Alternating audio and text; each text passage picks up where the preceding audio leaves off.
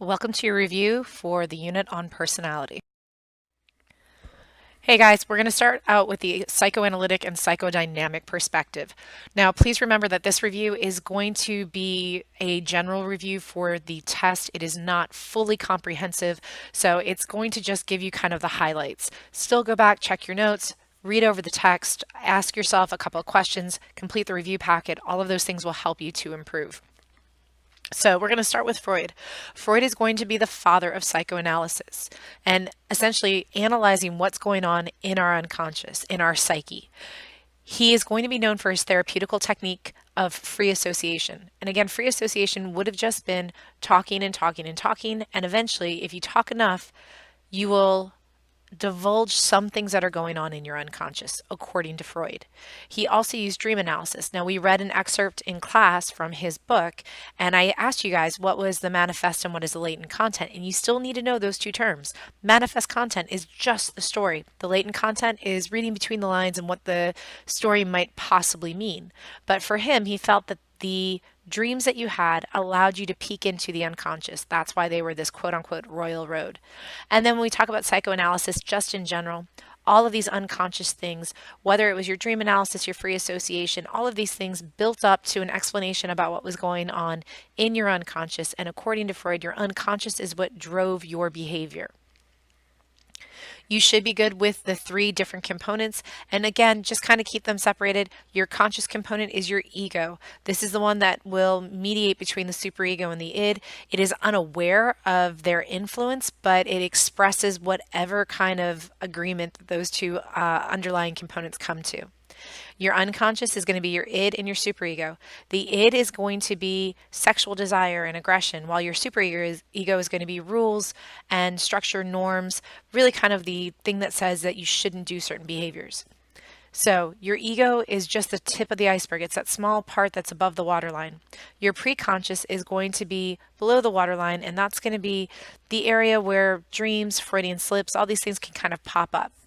The unconscious you have no access to and no awareness of. And this is where your id and your superego dwell and motivate behavior. With Freud, you need to know the 5 stages of psychosexual development. So, the oral stage is from birth to 1. The erogenous zone is the mouth, and at this stage, the child is going to possibly have a fixation, and if they do, they are going to show the fixation in an oral manner. They are going to talk too much as an adult, or chew on pen caps, or suck their thumbs. But somehow it comes back to the mouth, and it would give you an indication of some shortcoming in their development at that point. The anal stage is from 1 to 3, and this is where we believe that the superego starts to develop, because this is where rules and norms start to come in. And so the child learns that they're supposed to use a toilet, they should dress themselves, all these kind of autonomous behaviors. Again, this is the stage where we get the term anal retentive. So someone who's really stingy or very orderly is anal retentive about something, meaning that they probably had some fixation in that stage. Something went wrong. Anal expulsive, they're messy. Again, some fixation at that stage, centering around toilet training. Phallic stage is going to be from roughly about 3 to 6 years of age. The child is going to show attraction to the opposite sex parent. Look over the Oedipus complex. Again, that's when boys have a sexual desire towards their mothers. The Electra complex was supposed to be the one for girls. Both of those are completely disproven. Little boys will use identification as a way to deal with their conflicted feelings. And so this is when they identify with dad and become his little buddy. And as far as our textbook is concerned, that's going to be a defense mechanism. So make sure you're good with all of those. After we get through the phallic stage, we go into the latency stage. So from about 6 to 12 or puberty, all of these sexual feelings are latent. There is no fixation at this stage. So this stage sometimes isn't even counted, but everything goes dormant. This is when you start to see kind of gender segregated play, like little boys on the playground only play with boys, girls are icky, and vice versa for girls.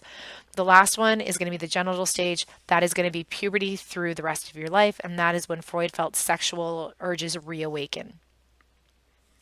You should also know the defense mechanisms. Now, according to Freud, these are all going to be utilized at an unconscious level. Reaction formation is going to be when you actually react and you form the opposite. So whatever is anxiety provoking gets buried down and you profess the opposite. So here you have the reaction formation. The person is dealing with a hangover. Let's just say they're sick, and instead they say, I feel awesome. Reaction formation. Sublimation, it gets translated into a socially acceptable behavior. Repression, they forget it. So again, with repression, we would say that this is going to be a retrieval error in the memory process. However, Loftus would have argued that repression never exists. So it gets stored but cannot be retrieved. Regression, you go back to a more childlike stage. Displacement, you take whatever is causing you your unhappiness and you place it on someone else. Projection, you literally is because you cannot just put the emotions on, you read the emotion on someone else. So if you go over and look at the cartoon again, for displacement, you can't yell at the hangover, so you yell at, I guess it looks like a squiggle or a worm, I'm not sure what that is, but there's your displacement. Where projection is, I'm not hungover, you're hungover. Literally putting on someone else what you feel. Rationalization, this is when you start to self-justify. And then you also have things like denial. So denial of reality is another one where the person just refuses. In the lower one, you have denial, distortion, delusion, but this is just denial. So no, I'm fine, nothing's wrong with me. So there's another denial of reality. Again, with psychoanalytic, go into the projective test. Now remember, we talked about projection as a defense mechanism. This is also a way to look into the unconscious. So the TATs are your thematic apperception test. Over in the black and white picture that you have off to the side, that is an example. What story would you tell? Whatever story you tell is you projecting your personality onto that image, and a neo-Freudian or any other psychoanalytic practitioner would probably take this, run with it, and try to determine what's going on in your unconscious. We did the ink blot test in class where we looked at all of the different ink blots. That's Rorschach. They are again projective. Whatever you see in that ink blot should tell you something about what's going on in your psyche. The biggest problem with both of these tests, they have not been found to be reliable. They have also not been found to be valid. So as a measure of mental illness, given different researchers, they get different results. It's not a valid test for mental illness. Reliable. The same researcher may actually give you different results at different times. There is no criteria for judging these things. They're not reliable. We'll get into Adler and also into Jung. So Alfred Adler talked about inferiority and superiority complexes. And again, here you have a cartoon that has to do with an inferiority complex. The entire idea is that we grow up and strive to be superior people, not superior to others, but literally superior to ourselves.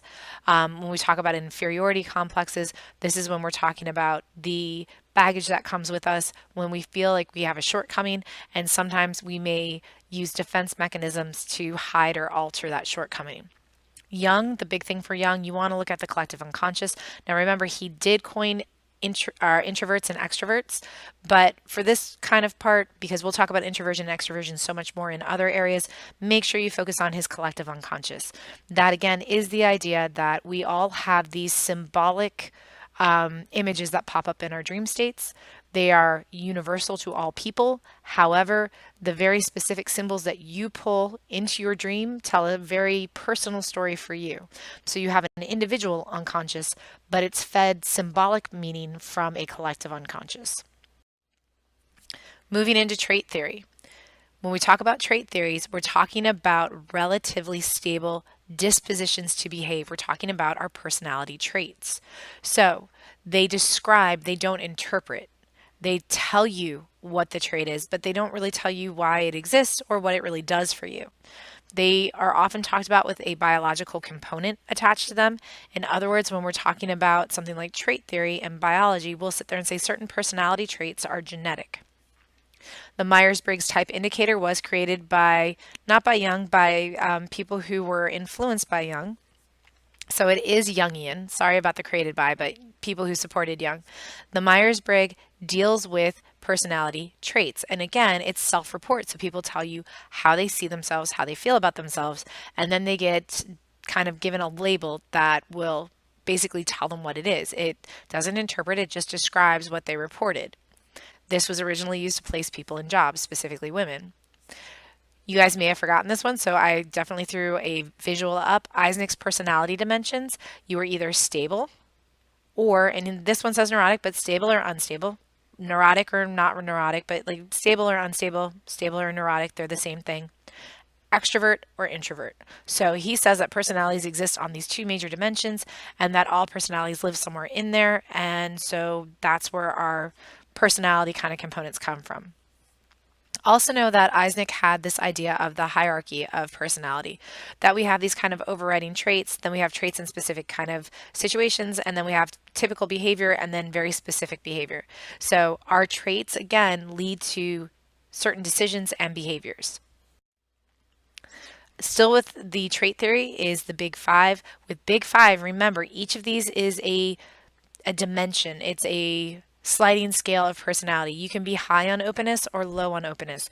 The big thing for you guys is that you know what each one of these means. So ocean or canoe, either one you want to go with, that's your acronym. You should be able to identify these in examples. If you need more background to help you with this, go back to your textbook and read the section on the Big Five. So openness, are you open to experience? That might be trying new foods, going new places, meeting new people. Are you low on it? Conscientiousness. Are you aware of dates and times and obligations? Or are things a little bit more fluid? Extroversion. Are you someone who gets charged and energized by being around lots of people? Or are you more sober and retiring? You would rather be with small groups by yourself. Are you highly agreeable? Are you someone who says yes to everything? Or are you low on agreeableness and you have no problem hurting people's feelings and just saying no? Are you neurotic? Do you overly fixate on things? Are you low on neuroticism and you can let things go rather easily? The big thing with the Big Five, with that exception of that Bolivian village in the Amazon, this is a stable cross-cultural trait. So we see it in all developed nations. We see these Big Fives. Remember, some of the criticisms were that maybe not all traits are present, or there should be some that were not included. Continuing on with trait theory, we're going to start with shyness. Shyness is going to fit in here because we are talking about a biological system in this case. So autonomic nervous system reactivity is higher in kids that are shy. Your peripheral nervous system subdivides into somatic and autonomic. Somatic is your reflex arc. That's your afferent or your sensory nerves and your efferent or your motor nerves. The other division of your peripheral system is your autonomic nervous system. That's your sympathetic and your parasympathetic. Your sympathetic gets you ready for fight or flight, increases respiration, increases heart rate, increases the output of glucose, shuts down other systems. Auditory exclusion can happen, tunnel vision can happen. All of these things happen. So think about a child who is highly, highly sensitive to going into fight or flight, that is shy. They actually show all of those symptoms. The Barnum effect. This is where I said, hey, you guys heard Barnum before. Think P.T. Barnum, think circus.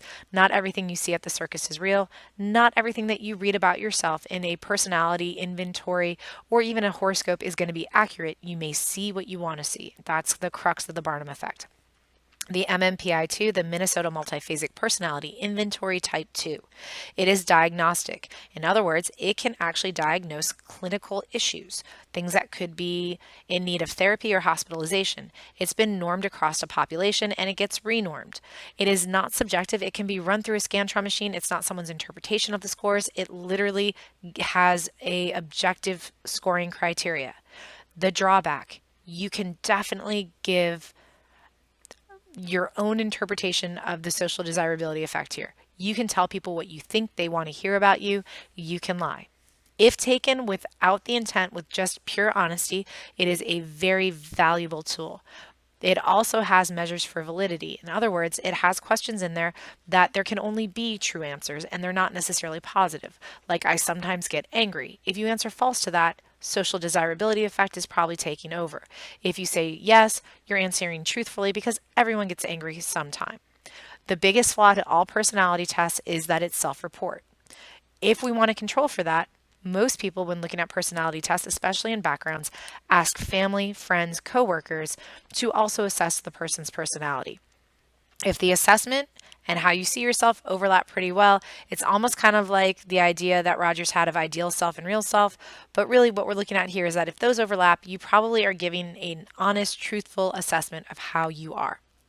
Walter Mischel talked about self-efficacy and the person-situation controversy. So let's start person-situation controversy. This is the idea that which is more important, a situation or your personality traits? And I told you guys the answer to this one is yes. In very specific situations, you can alter a behavior. In general, you will see traits take over.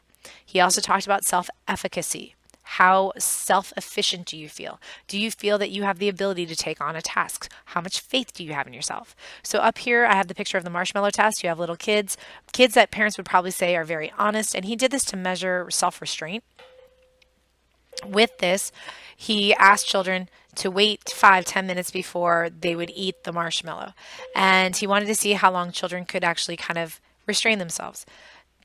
If we're looking at this in terms of the person situation controversy, you may find that with other distractors and other things, change the situation, put toys in the room, the child might be able to make it the full 15 minutes. Give the child just the marshmallow to focus on, and you might get a different response. So the situation can, in fact, influence behavior. Habit versus intent. This is a big one. It was a flyby in class, but it's very important for you to know. The best predictor of future behavior is your habits, not what you intend to change. On to humanistic theory. Make sure you're good with Maslow. Make sure you understand the hierarchy of needs. You should have a general idea of what self-actualization is. It is the pinnacle. All of these should be met at like roughly 85% before you can move on to the next. Self-actualization is not a well-defined term. It's very philosophical. So self-actualized people are non-hostile. They're fully accepting. They are beyond caring about their own personal needs, wants, or how they see themselves. They've moved past esteem needs. Again, we talked in class, Harlow was the researcher that essentially said that maybe social needs may actually sometimes be below physiological needs. You need to know all 5 of these. You need to know how the pyramid is set up. Rogers, we're talking Carl Rogers here, he had the idea of self-concept, how you see yourself. Do you see yourself as capable, incapable? Do you see yourself as good or bad? And so he talked about the idea of incongruence and congruence. So when we talk about something like that, you have your self-concept and then you have how you want to be seen. So the ideal versus the real self, who you are, the ideal self, who you want to be. If there is a little overlap, we say there is a high level of incongruence, meaning that there's just not a lot of consistency between the two. People with a lot of incongruence are more likely to suffer anxiety, depression, etc. People with a low level, or more accurately, a high level of congruence, are who they want to be, and they see themselves that way. So their ideal and real almost completely overlap. Last thing for Rogers, unconditional positive regard. So he had his entire therapeutic technique where you had to give people unconditional positive regard. And that's what you're seeing in the cartoon below.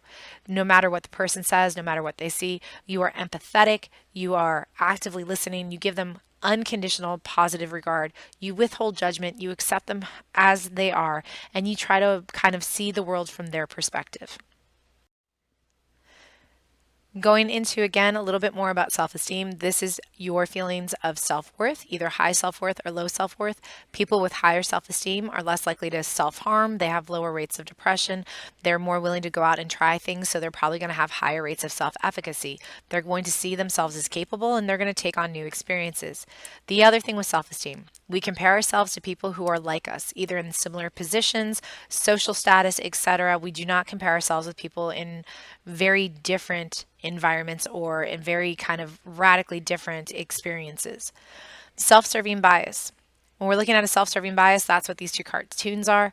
Literally, it is a measure to protect your self-esteem, but if it is overused, it can become damaging and problematic, starting to bring on an external locus of control. So in other words, a person who is using a self-serving bias is going to put the blame for their mistakes elsewhere. And that's not bad. Sometimes it will help you if you don't take the blame for everything. You burn a meal, like I told you guys in class, and you go, oh, well, everyone makes a mistake sometime. It's not my fault. I'll do better. If the end result is, I'll learn from this and do better, it's good to have a self-serving bias. If it is, it's not my fault because, and then you continue to repeat that mistake, that self-serving bias turns into an external locus of control, and that will lead to bigger and larger problems. Biggest criticisms for the humanistic theory. Massively, massively theoretical and philosophical. Does not accept the human capacity for evil. Things like self-actualization are hard to test for. So Make sure you go back and you look at the slide on those kind of criticisms. Social cognitive theory is going to be our last stop off for personality theory in this unit. Reciprocal determinism is coming from Bandura, and that's that image that you see over here in the upper corner. He said basically that it isn't just who we are. Remember, Bandura is a behaviorist, and he believes that the environment acts on you. So your personal factors, who you are, plus the behaviors that you kind of partake in, plus the environment that you're on or around, all of those things, they impact each other. Your environment can impact your behavior, your environment. Your environment can impact personal factors. Personal factors can impact your environment. Personal factors and behavior, vice versa. All of this is reciprocal. Each one of these impacts the other.